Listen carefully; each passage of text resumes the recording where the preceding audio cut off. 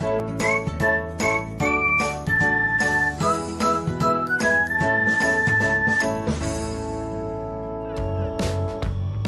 everyone, welcome back to another episode of Technologyglance.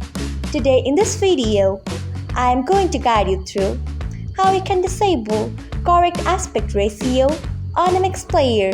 So let's get started. Firstly, open MX Player app in your device. Then tap on your profile icon if you haven't. Next, tap on Settings. After that, tap on Decoder.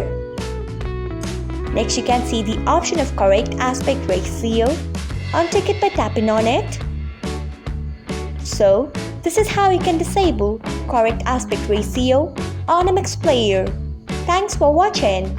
If you found this guide helpful, we would love it if you hit the thumbs up button below. We upload great new tech tutorials like this one every day. So do not forget to subscribe to our channel and hit the bell icon so that you will never miss another update.